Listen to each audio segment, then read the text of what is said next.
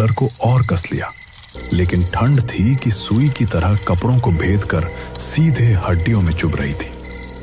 Cycle के career पर बंधा हुआ लोहे का बक्सा हर छोटे मोटे पत्थर पर खन खन की आवाज करता।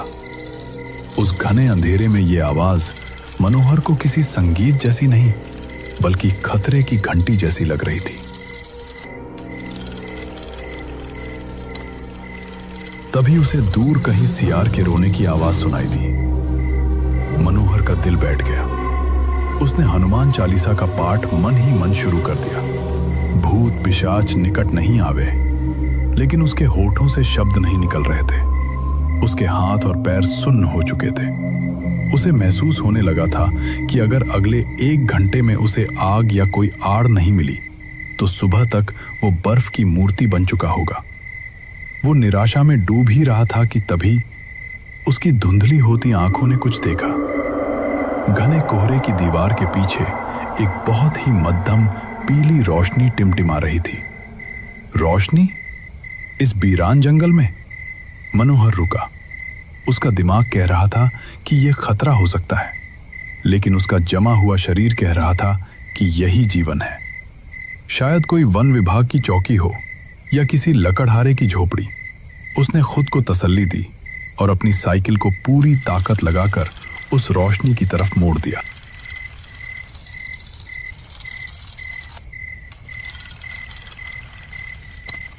जैसे जैसे मनोहर रोशनी के करीब पहुंचा, एक अजीब सी गंध उसकी नाक में आई। गीली मिट्टी, जलते हुए कोयले और बहुत पुरानी सीलन की गंध। सामने एक जर्जर खपरेल वाली झोपड़ी थी। देखने में यह किसी पुराने जमाने की सराय या ढाबे जैसी लग रही थी। बाहर एक खंभे पर लालटेन लटक रही थी, जिसकी लौ हवा में फड़फड़ा रही थी। शुक्र है मालिक, मनोहर ने साइकिल स्टैंड पर लगाई। आओ मुसाफिर, आओ। दीनदयाल की आवाज किसी गहरे सूखे कुएं से आती हुई प्रतीत हुई। रास्ता भटक गए हो या किस्मत तुम्हें यहां खींच लाई है? राम राम काका, बस पूछो मत। शॉर्टकट के चक्कर में जान आफत में फंस गई। लगा था आज तो जंगल में ही प्राण निकल जाएंगे। आपकी लालटेन देखी तो जान में जान आई। दीनदयाल के चेहरे पर एक फीकी रहस्यमयी मुस्कान आई। बैठो, आग के पास बैठो, यहां ठंड नहीं लगेगी।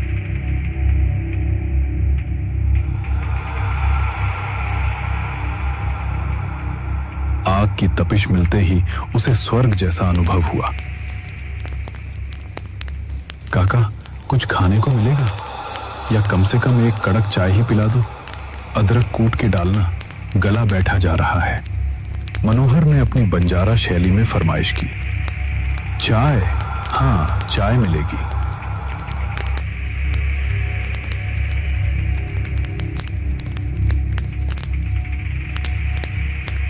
मनोहर को वहां का माहौल कुछ अजीब लगा। आमतौर पर ढाबों में लोग बातें करते हैं, हंसी मजाक होता है, बर्तनों की आवाज होती है, लेकिन यहाँ एक मातमी सन्नाटा था। हुक्के की गुड़गुड़ के अलावा कोई आवाज नहीं थी। मनोहर ने चुप्पी तोड़ने की कोशिश की। उसने हुक्का पी रहे बुजुर्ग की ओर देखा। बाबा, राम राम। आप भी मुसाफिर हैं क्या, या इसी इलाके के रहने वाले हैं? रामू काका ने हुक्के की नली मुंह से हटाई। धुआं छोड़ते हुए उन्होंने मनोहर को ऐसी नजरों से देखा जैसे वे उसके आर पार देख रहे हों। मुसाफिर तो हम सब हैं बेटा, बस कुछ लोग मंजिल पर पहुंच जाते हैं और कुछ रास्ते में ही अटक जाते हैं। रामू काका ने पहेलियों में बात की। हम तो बस इंतजार कर रहे हैं। इंतजार किसका? मनोहर ने उत्सुकता से पूछा। बस का? इस रास्ते पर तो बैलगाड़ी भी मुश्किल से चलती है। तभी कुर्सी पर बैठे ठाकुर विक्रम सिंह ने अपनी मूंछों पर ताव दिया और गरजदार आवाज में बोले, ए बंजारे, ज्यादा सवाल मत कर, अपनी चाय पी और रास्ता नाप। मनोहर सहम गया। ठाकुर की आवाज में एक ऐसा रोब था जिससे पता चलता था कि यह आदमी हुक्म चलाने का आदी है। मनोहर ने दीनदयाल की तरफ देखा। जो अब मिट्टी के कुल्हड़ में चाय डाल रहा था। लो मुसाफिर, दीनदयाल ने चाय बढ़ाई। जैसे ही मनोहर ने कुल्हड़ थामने के लिए हाथ आगे बढ़ाया, उसकी उंगलियां दीनदयाल की उंगलियों से छू गईं। झनन! मनोहर को करंट सा लगा। दीनदयाल का हाथ वो बर्फ से भी ज्यादा ठंडा था, इतना ठंडा कि मनोहर की रीढ़ में सिहरन दौड़ गई। बाप रे काका, आपके हाथ तो बर्फ जैसे ठंडे हैं। आप खुद आग के पास क्यों नहीं बैठते? मनोहर ने कुल्हड़ पकड़ते हुए कहा। दीनदयाल ने कोई जवाब नहीं दिया, बस अपनी बेजान आंखों से उसे घूरता रहा। चाय की एक घूंट लेते ही मनोहर का दिमाग थोड़ा खुला। उसने हिम्मत जुटाकर कहा, माफ करना ठाकुर साहब, पर रात बहुत काली है और मन घबरा रहा है। सुना है इन जंगलों में पुरानी हवेलियां और भूत प्रेत के किस्से बहुत हैं। आप लोग तो यहीं के लगते हो, कोई किस्सा ही सुना दो ताकि रात कट जाए। भूत शब्द सुनते ही ढाबे का तापमान अचानक गिर गया। अंगीठी की आग जो अब तक पीली थी, अचानक नीली लपटों के साथ जलने लगी। कोने में बैठी लाल साड़ी वाली लड़की का घूंघट हल्का सा हिला, जैसे किसी ने आह भरी हो। ठाकुर विक्रम सिंह ने मेज पर मुक्का मारा।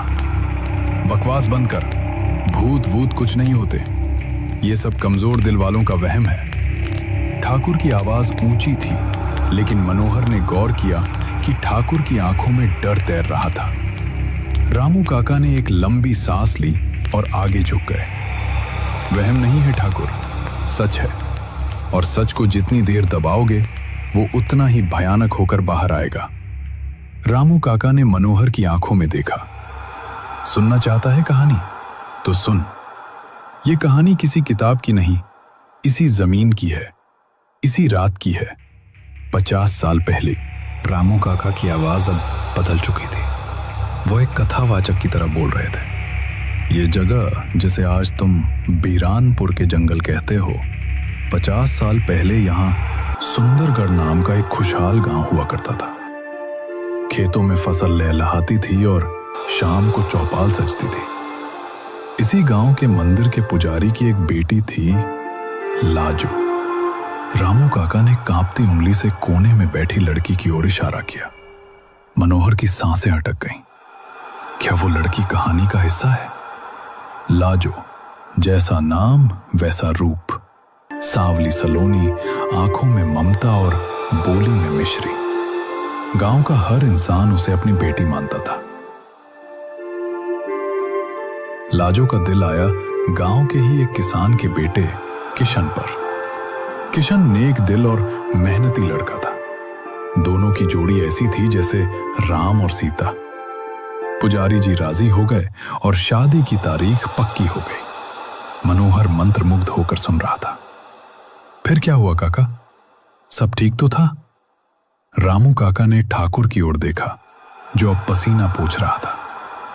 सब ठीक था तब तक, जब तक इस कहानी में रावण नहीं आया। गांव का जमींदार ठाकुर विक्रम सिंह। ठाकुर विक्रम सिंह अपनी कुर्सी पर कुलबुलाया। चुप कर बुड्ढे, जुबान खींच लूंगा तेरी। रामू काका ने अनदेखा करते हुए जारी रखा। विक्रम सिंह की जागीर मीलों तक फैली थी और उसका अहंकार आसमान से भी ऊंचा था। उसकी बुरी नजर लाजो पर थी। जब उसे पता चला कि लाजो की शादी एक मामूली किसान किशन से हो रही है, तो उसका मर्दवादी अहंकार जाग उठा। उसने पुजारी के पास प्रस्ताव भेजा कि लाजो को उसकी हवेली की शोभा बनाया जाए। पुजारी ने इनकार कर दिया। बस यही इनकार विक्रम के सीने में खंजर की तरह चुभ गया। मनोहर ने डरते हुए पूछा, फिर ठाकुर ने क्या किया? वही जो राक्षस करते हैं। दीनदयाल ने चूल्हे में लकड़ी डालते हुए भारी आवाज में कहा। दिसंबर की अमावस की रात थी, बिल्कुल आज जैसी। कोहरा छाया हुआ था। शादी में बस 2 दिन बचे थे। लाजो के घर में मंगल गीत गाए जा रहे थे। विक्रम सिंह ने अपने 2 वफादार कुत्तों को साथ लिया, एक मैं, दीनदयाल, और एक ये रामू। मनोहर के हाथ से चाय का कुल्हड़ गिरते गिरते बचा। क्या आप लोग? आप लोग उनके साथ थे? रामू काका की आंखों में आंसू आ गए। हाँ बेटा, हम मजबूर थे। हम ठाकुर के कर्जदार थे। उसने कहा था अगर आज उसका साथ नहीं दिया तो हमारे बच्चों को मार डालेगा। हम कायर थे, हम पापी थे। हम तीनों ने लाजो के घर पर धावा बोला। रामू काका का गला भर आया। विक्रम ने लाजो को उसके आंगन से उठाया। वो चीखती रही, बापू, किशन, बचाओ। लेकिन गांव वाले ठाकुर के डर से दरवाजे बंद करके दुबक गए। हम उसे घसीटते हुए इसी जंगल में ले आए, इसी जगह जहां आज ये ढाबा खड़ा है। तब यहां एक पुरानी खंडहर हवेली थी। ठाकुर विक्रम सिंह अब खड़ा हो चुका था। वो चिल्लाया, मैंने उसे प्यार किया था, वो मेरी थी, उसे मेरे पास होना चाहिए था। रामू काका ने कड़वी हंसी हंसी, प्यार? उसे हवस कहते हैं ठाकुर। जब लाजो ने यहां भी तुम्हारे पैरों में गिरने से मना कर दिया और कहा कि वो मर जाएगी लेकिन किशन के अलावा किसी की नहीं होगी, तो तुमने क्या किया? ढाबे में खामोशी छा गई। सिर्फ आग के चटकने की आवाज आ रही थी। विक्रम ने अपना आपा खो दिया। रामू काका ने धीमी आवाज में कहा। उसने अपनी रेशमी पगड़ी खोली और लाजो के गले में फंदा डाल दिया। लाजो छटपटाती रही। उसकी बड़ी बड़ी आंखें हम दोनों को देख रही थी, भीख मांग रही थी, लेकिन हमने कुछ नहीं किया। दीनदयाल ने उसके पैर पकड़े और मैंने उसके हाथ, और विक्रम ने फंदा कस दिया। मनोहर की रूह कांप गई। वो पसीने से तरबतर हो गया। उसे लगा जैसे उसे भी सांस लेने में तकलीफ हो रही है। वो मर गई। हमने उसकी लाश को उसकी लाल शादी की साड़ी समेत पास के सूखे कुएं में फेंक दिया। दीनदयाल ने अपनी बात जोड़ी। अगले दिन किशन ने लाजो के गम में उसी कुएं में कूदकर जान दे दी। पुजारी जी सदमे में मर गए। पूरा परिवार खत्म हो गया।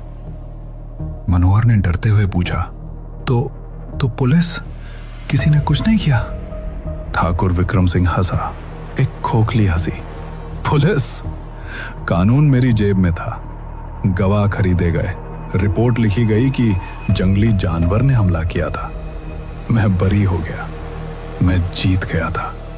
नहीं ठाकुर, तुम जीते नहीं थे, रामू काका बोले। तुमने बस अपनी मौत को दावत दी थी।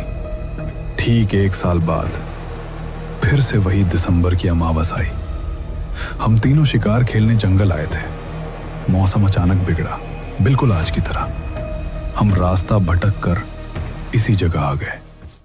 तब हमें वो आवाज सुनाई दी, छम छम छम। रामू काका की आंखें फैल गई। पायल की आवाज, और फिर कोहरे से वो निकली। कौन? मनोहर ने सांस रोके पूछा। लाजो, दीनदयाल बुदबुदाया। लेकिन वो इंसान नहीं थी।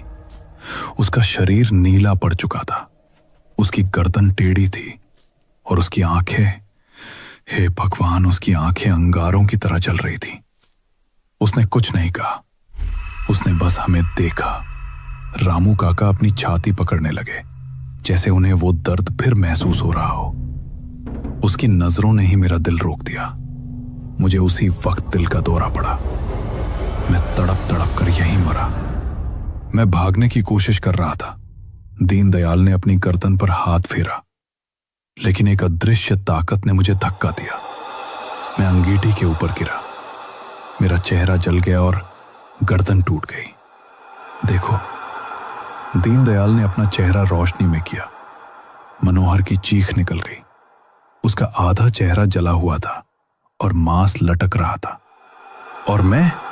ठाकुर विक्रम सिंह चिल्लाया। मैं सबसे ताकतवर था। मैं अपनी बंदूक से उसे मारना चाहता था, लेकिन गोलियां उसके आर पार निकल गई। वो मेरे पास आई, बिल्कुल करीब। उसने मेरे कान में कहा, विक्रम, अब हम साथ रहेंगे हमेशा। मैं पागल हो गया।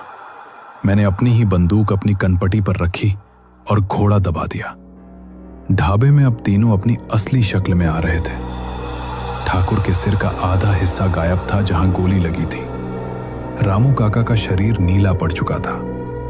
हम मर गए मुसाफिर, रामू काका ने एक प्रेतवादित मुस्कान के साथ कहा। लेकिन हमें मुक्ति नहीं मिली। लाजो ने हमें श्राप दिया है। हर साल इस रात हम अपनी मौत को बार बार जीने के लिए यहां जिंदा होते हैं। हम इस ढाबे में कैद हैं, अपनी यादों और अपने पापों के साथ। मनोहर अब समझ चुका था कि वो जीवित लोगों के बीच नहीं, बल्कि अतृप्त रूहों की सभा में बैठा है। उसका शरीर भागना चाहता था, लेकिन पैर जाम हो चुके थे। तभी कोने से सरसराहट हुई। लाजो उठी, धीरे धीरे, बहुत धीरे। उसके चलने से छमछम की आवाज नहीं आ रही थी, बल्कि हवा में एक भारीपन तैर रहा था। वो मनोहर की तरफ बढ़ी। मनोहर ने अपनी आंखें बंद कर ली। हे हनुमान जी, रक्षा करो, रक्षा करो। भैया! एक बेहद दर्द भरी खनखनाती हुई आवाज उसके कानों में पड़ी। मनोहर ने डरते डरते आंखें खोली। लाजो उसके सामने खड़ी थी। भैया, आप चूड़ी वाले हो ना? लाजो ने अपनी कलाई आगे बढ़ाई। मेरी शादी होने वाली थी, पर मेरे हाथ खाली रह गए। किशन को लाल चूड़ियां बहुत पसंद थीं। क्या आप मुझे पहनाओगे? मनोहर की रूह कांप रही थी, लेकिन उस अतृप्त आत्मा की पीड़ा देखकर उसके अंदर का इंसान जाग उठा। एक अजीब सी करुणा ने उसके डर को कम कर दिया। उसने देखा कि लाजो की कलाइयां सूनी थीं। हाँ हाँ बहन, मनोहर की आवाज टूटी फूटी निकली। तभी बाहर मुर्गे की बांग सुनाई दी। कुक कड़ुकू। भोर होने वाली थी। पूर्व दिशा में हल्का उजाला होने लगा था। दीनदयाल, रामू काका और ठाकुर विक्रम सिंह घबराने लगे। वक्त हो गया, वक्त हो गया, रामू काका चिल्लाए। उनका शरीर धुएं की तरह उड़ने लगा। जाओ मुसाफिर, भाग जाओ। सूरज की पहली किरण पड़ने से पहले यहां से निकल जाओ, वरना तुम भी हमारे साथ इस कोहरे का हिस्सा बन जाओगे। देखते ही देखते वो ढाबा हिलने लगा। दीवारें पारदर्शी होने लगी। मनोहर ने अपना बक्सा उठाया, साइकिल पकड़ी और बिना पीछे देखे अपनी पूरी ताकत लगाकर वहां से भागा। उसके कानों में लाजो की खन खन और ठाकुर की चीखें गूंज रही थीं।